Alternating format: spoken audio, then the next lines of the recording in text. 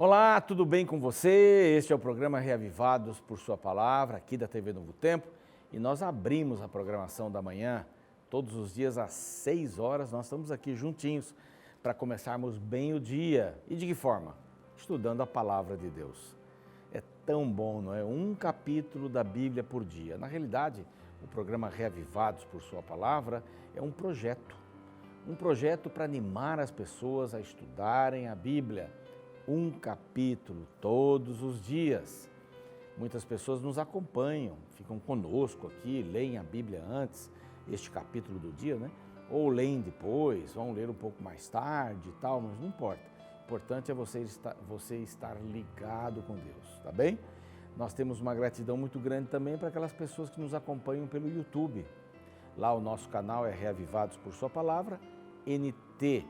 E nós estamos chegando aos 100 mil. Muito obrigado pelas suas inscrições, não é? Ou pela sua inscrição, pelo seu compartilhamento também do programa. Ficamos felizes com isso. Isso quer dizer que a palavra de Deus está chegando a outros lugares. Não é? Continue compartilhando. Cada dia, meia-noite e um novo programa é colocado ali no canal do YouTube. Tá bom? Não se esqueça, Reavivados por Sua Palavra, NT. Se você não se inscreveu ainda, vá lá, se inscreva. Tá bem? Bom, nosso capítulo de hoje é o 25, estamos no primeiro livro de Crônicas, capítulo 25. E a gente sempre dá uma olhadinha para o capítulo anterior, o capítulo de ontem, tá?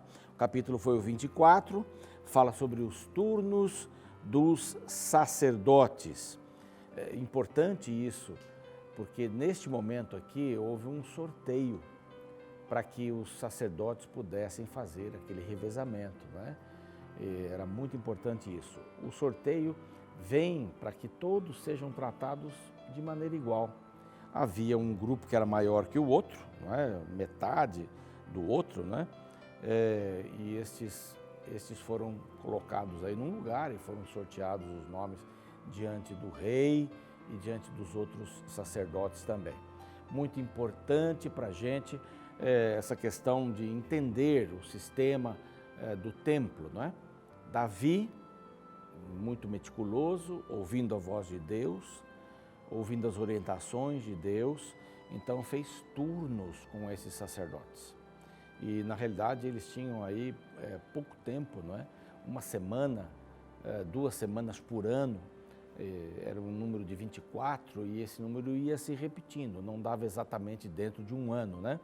2 vezes, 48 semanas, e sempre eles estavam mudando de semana, um pouquinho antes, sempre antecipando um pouquinho, e vinham de outras partes, como você sabe, eles não receberam uma possessão de terra, estavam entre o povo de Israel com cidades especiais, cidades dos levitas, e aqui vem dando todas as informações daqueles que compunham os sacerdotes, né? Os turnos dos sacerdotes. E agora a gente entra no capítulo 25 e vamos conhecer agora um pouquinho sobre os cantores. Daqui a pouquinho nós voltamos, fique aí, não saia, nós estaremos juntinhos para estudar o capítulo.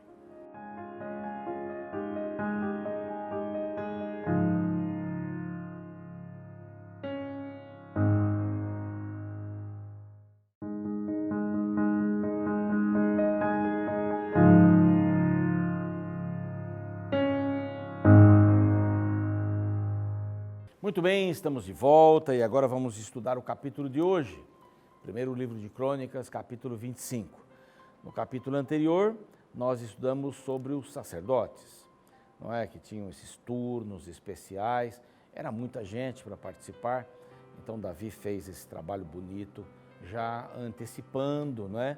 O trabalho que Salomão teria de construir o templo.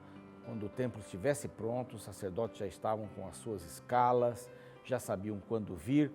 Eu repito o finalzinho, né, do bloco anterior, como eles eram em grande número, eles faziam um revezamento, não é? E esse revezamento era para uma semana, depois 2 semanas por ano, apenas. E só um pequeno grupo, não é, que completava esses últimos meses, que voltaria, aí teria uns 3 semanas para um grupo de sacerdotes. Mas o ciclo era de 48 meses. E entre esses 24 meses, né, 48 meses, e depois, num ano, eles iam se revezando aqui, tudo na mais perfeita ordem, tranquilamente, e Deus estava orientando todo o trabalho do templo que Davi não veria. Ele deixaria tudo pronto para que Salomão fizesse todas as coisas. E o capítulo agora vai falar sobre os cantores. A música está ligada sempre às coisas de Deus. O povo de Israel cantava, sempre cantou. Deus se manifesta de diversas formas, os sons da natureza, isso são as músicas que a gente ouve, né? Os pássaros cantando. A criação de Deus tem que ver muito com a música. Quando a estrela da alva cantava, eram os anjos que cantavam, já no céu, na eternidade passada, no momento em que os anjos foram criados, a música esteve sempre imperando, uma forma maravilhosa. E talvez a música seja hoje a coisa mais perfeita que a gente tem aqui, a coisa mais perfeita. Quando eu fui estudar eletrotécnica, nós tínhamos umas aulas de física e eu fiquei muito decepcionado em perceber que as medições que a gente fazia nos mesmos objetos, com o calor e com o frio, era diferente. E às vezes, dependendo do objeto que a gente estava medindo, se era mais para baixo, mais para cima, ele tinha imperfeições. E eu lembro que eu fiquei muito frustrado, porque eu descobri que as coisas eram imperfeitas. A gente tinha que medir 10 vezes um objeto, um cilindro, um retângulo, e tirar uma média. Eu falei, mas por que tirar a média? Deve ser tudo igual. Não, não é. Quando você mede no olho, então, com 1 centímetro lá, com 1 metro, dá um pouco mais para cá, um pouco mais para lá. Então, as coisas são muito imperfeitas. Mas a música parece uma das coisas mais perfeitas, né? São aquelas notas lá. Alguma dissonância que cabe no ouvido, né? Ainda, a harmonia mesmo em algumas dissonâncias, mas você não pode trabalhar muito fora daquilo, né? Tem aquelas notas, né? A gente não inventa uma outra nota, não, deve ter uma nota Fi por aí escondida, vamos descobrir onde ela está. Não, não é assim. Então a música tem que ver com essa perfeição de Deus, uma coisa incrível, para o bem ou para o mal, né? Você pode incentivar um exército e pode acabar com um exército, né? No tempo aí, tempo passado aí, da ditadura, como é chamada, então muitas músicas eram feitas, músicas de tristeza, e muitos cantores morreram, inclusive, por tantas músicas tristes e depressivas, né? Havia até alguns cantores que eram conhecidos como os cantores de músicas depressivas, né? Que levavam à depressão. E a gente sabe que a música tem um poder tremendo para a morte ou para a vida. E oxalá a gente possa buscar sempre músicas que nos animem, que nos instruam, que nos deixem confortáveis, que nos animem, não é? Há músicas para todos os momentos da vida, né? De reflexão, de incentivo, de motivação. E aqui esses cantores foram escolhidos, né? Para poderem trabalhar no templo. Uma obra importantíssima essa. O primeiro verso diz assim: Davi, juntamente com os chefes do serviço, separou para o ministério os filhos de Asaf, de Emã, Gedutum, para profetizarem com harpas, alaúdes e símbolos. O rol dos encarregados neste ministério foi, aí vem uma porção de nomes aqui. Quero me ater um pouquinho nesses nomes. O nome de Asaf, que foi um dos mais importantes, ele escreveu mais de 10, acredito que foram 12 salmos, não é? Ele e os seus familiares, uma pessoa muito importante, se tornou o líder da música para o templo, líder da música para o templo. Há outros Asafs na Bíblia que aparecem, né? Mas esse daqui talvez tenha sido mais destacado pelos serviços que ele prestava. Uma pessoa humilde, ele foi profeta, ele era professor de música, né? Ele ensaiava o grupo de músicos do templo e coordenava todo o trabalho de música ali do templo. E aqui, se você prestou bem atenção, eu li para profetizarem com harpas, alaúdes e símbolos. Em outros momentos aqui da história de Israel, havia profetas, né? A escola dos profetas, por exemplo, de Elias, Eliseu, e uma das matérias, matérias faziam parte do currículo, era a música. A importância da música estar ligada à profecia. O que é ser um profeta, não é? Muita gente acha que ser um profeta é só prever o futuro. A gente olha para Daniel, né? Vai chegar Daniel daqui a pouco aqui. Mas Daniel profetizou lá e revelou o sonho do rei, era uma profecia daquilo que aconteceria a partir dali, né? Dos reinos, a primeira profecia do capítulo 2 de Daniel.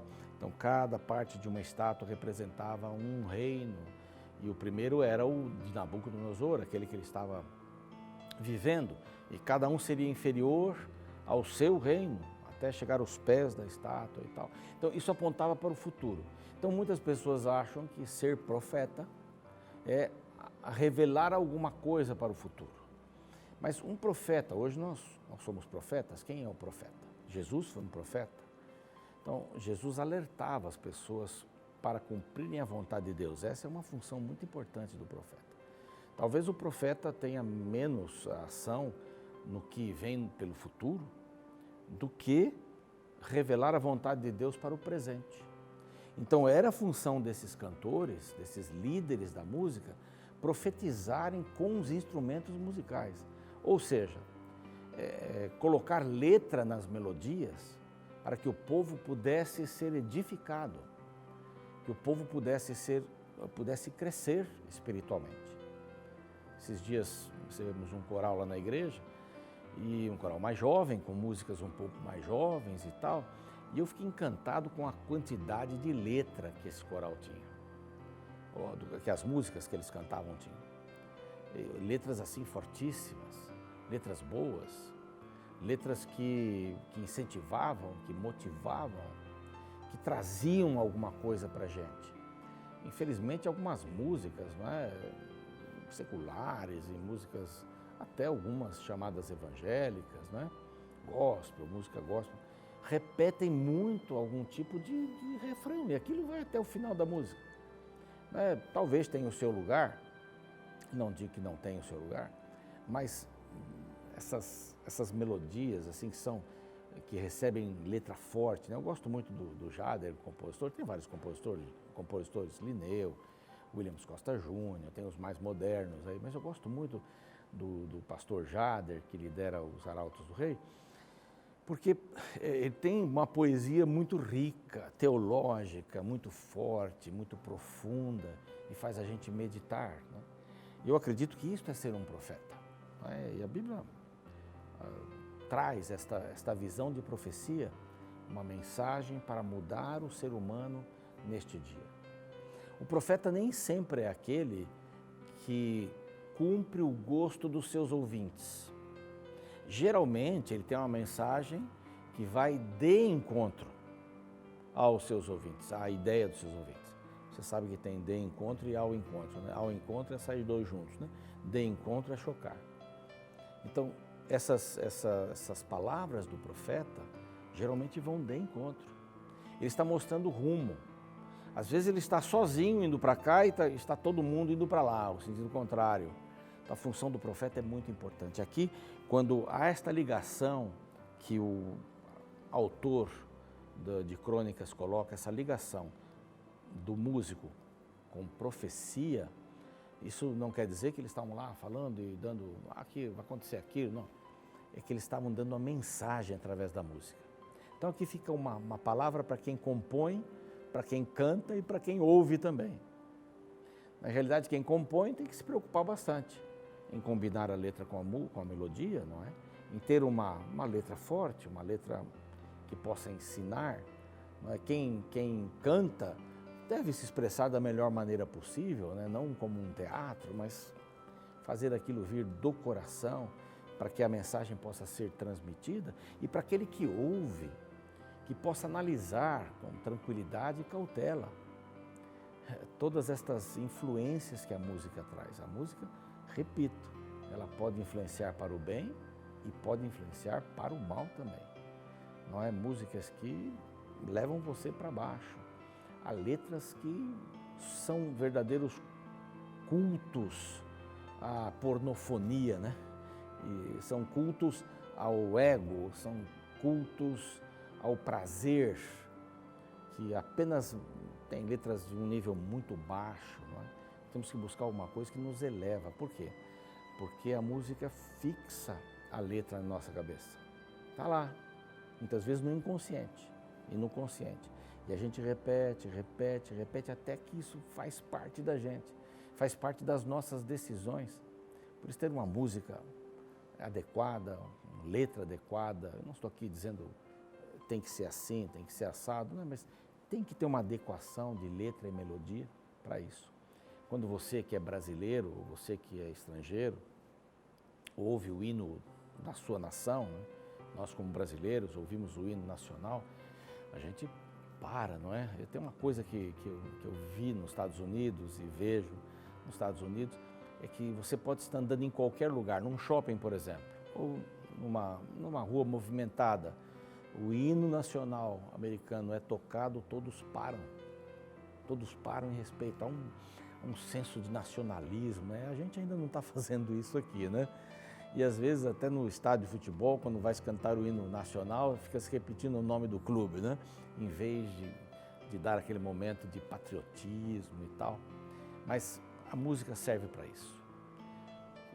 Que você possa fazer boas escolhas, né? Na música que você vai ouvir, na letra que você vai buscar ali também. Então temos que aprender bastante deste capítulo, né? Nós que gostamos de música, nós que gostamos também de ouvir a palavra de Deus e cumpri-la.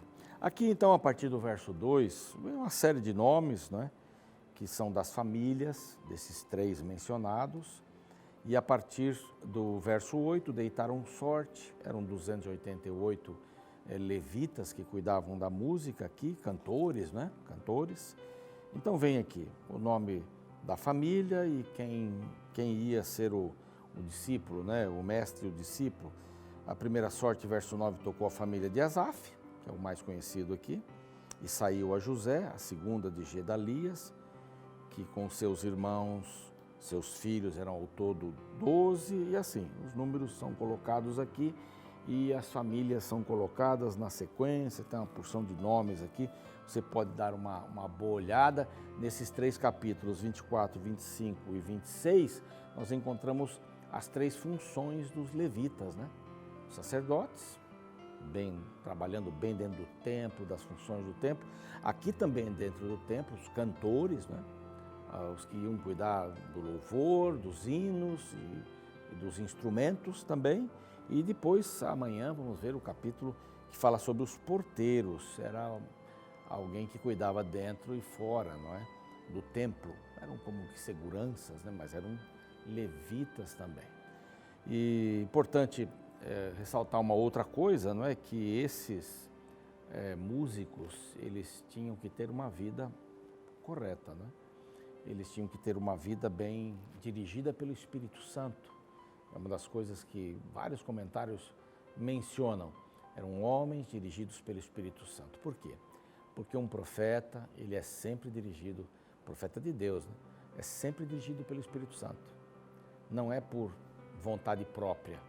O profeta não faz uma profecia pela sua vontade própria. Não é? Ou clama para que o povo siga a Deus numa determinada linha por vontade própria. O profeta, ele fala aquilo que Deus pede para ele falar. Ele é um instrumento de Deus.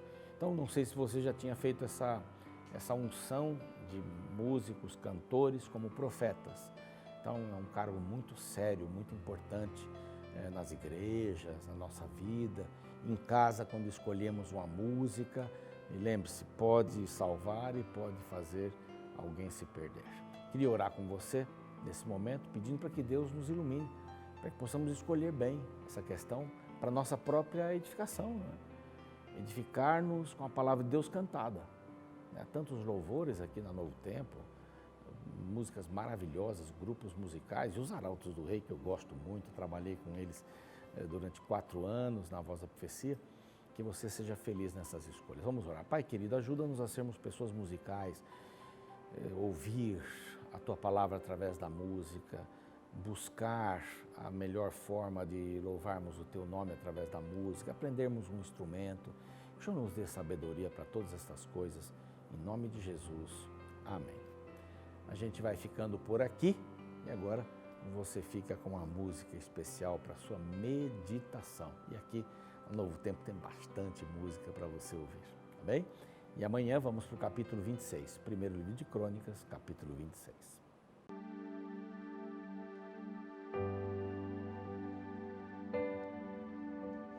Esse Deus que sonda o nosso coração, que nos guia, Ele é o nosso pastor.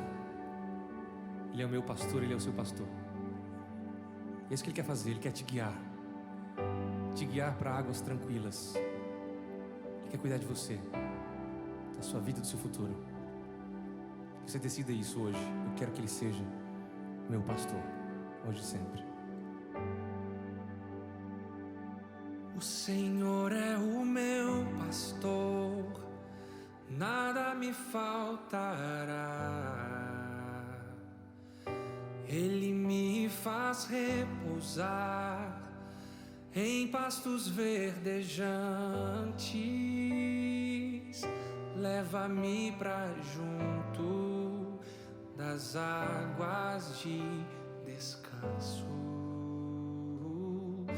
Refrigera minha alma e me guia nas veredas da justiça, por amor do seu nome, por amor do seu nome.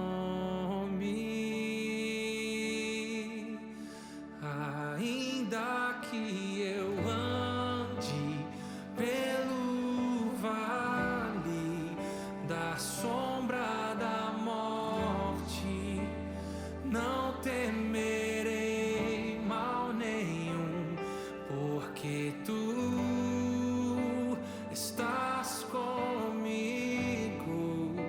tua vara e teu cajado me consolam.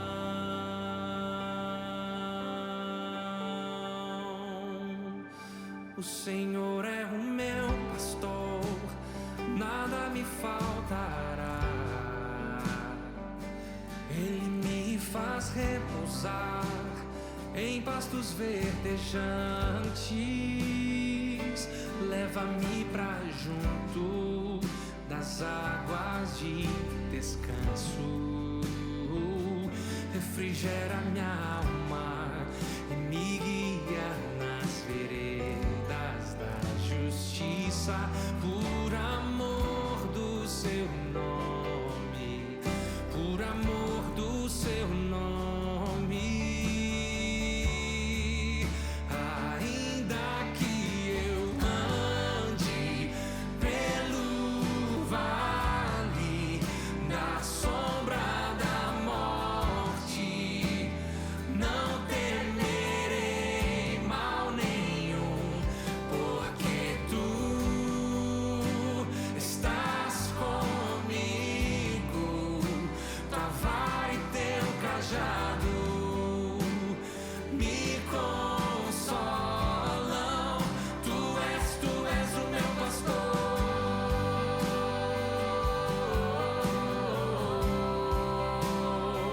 tu és o meu pastor.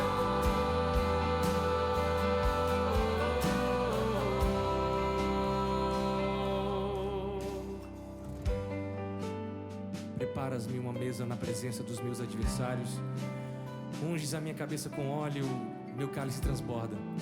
Certamente, bondade e misericórdia me seguirão todos os dias da minha vida, e habitarei na casa do Senhor para todo sempre, para todo sempre. Que